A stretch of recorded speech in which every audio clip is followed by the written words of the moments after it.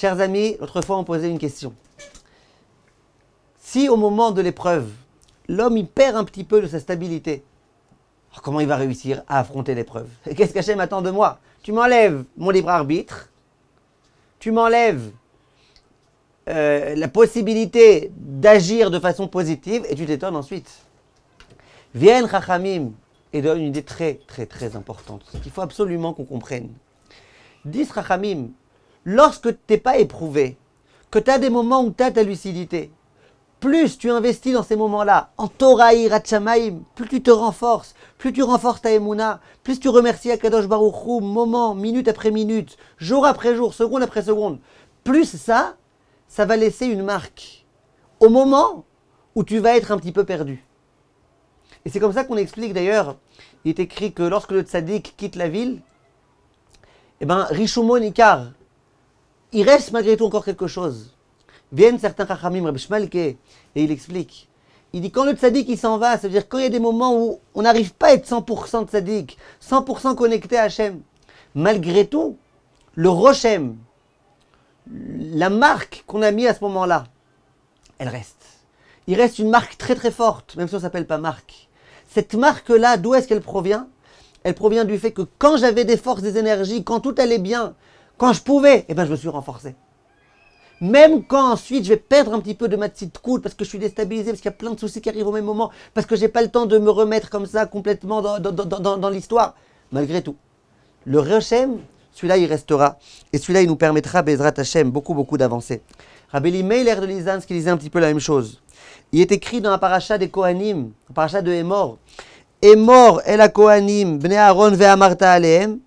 Rashi dit, le'azhir gdolim al-aktanim.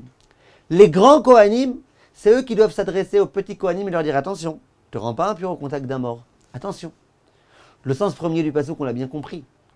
Que le devoir d'éducation incombe aux adultes, aux parents. Mais le Rav Eliméer de Lizansk, il disait une idée très très belle. Il dit les azir agdolim alaktalim, ça veut dire quoi? Il y a des moments où l'homme il est en gadlout. Il a une vision très très très très lucide, très positive, parfaite de ce qui se passe dans le monde.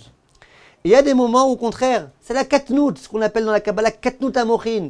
Maintenant ça va pas, qu'est-ce qu'il veut Dieu, il est Dieu, maintenant pourquoi?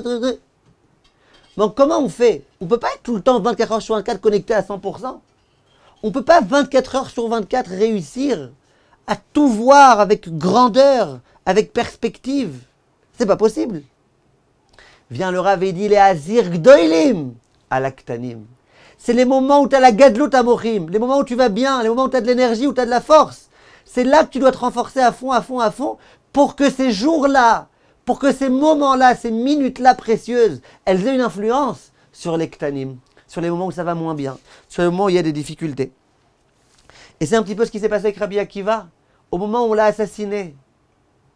On était en train littéralement de prendre des peignes en fer, terribles s'imaginer. On était en train comme ça de le tuer.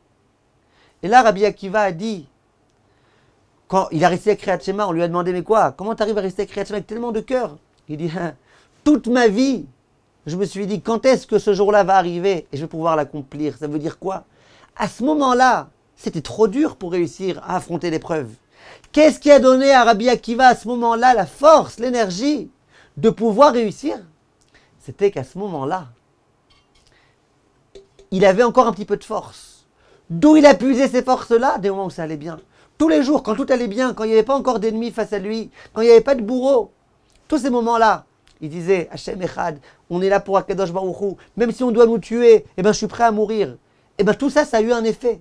Du coup, au moment de l'épreuve, Rabbi Akiva était prêt. Ah, mais on dit qu'au moment de l'épreuve, on perd un peu de lucidité? Ouais, mais toute sa vie d'avoir répété, je suis prêt à mourir pour Hachem, je suis prêt à mourir pour Hachem, je suis prêt à mourir pour Hachem. Même s'il a perdu un petit peu au moment de l'épreuve, malgré tout, il reste avec toutes ces choses-là. Et c'est ça qu'Akadosh Baruch Hu, bien évidemment, attend de notre part. Que quoi? Qu'on essaye à chaque fois, surtout quand ça va bien, surtout quand c'est possible, faisable, qu'on essaie de renforcer en Emouna, que tout est pour le bien, remercier Akadosh Baruch Hu sans arrêt. Et plus dans ces moments-là, on sera proche d'Akadosh Baruch Hu, plus Akadosh Baruch Hu nous aidera énormément. Que même dans les moments de difficulté, on puisse avoir encore un petit peu de force, un petit peu d'énergie. Kol tov, mes chers amis, et à bientôt.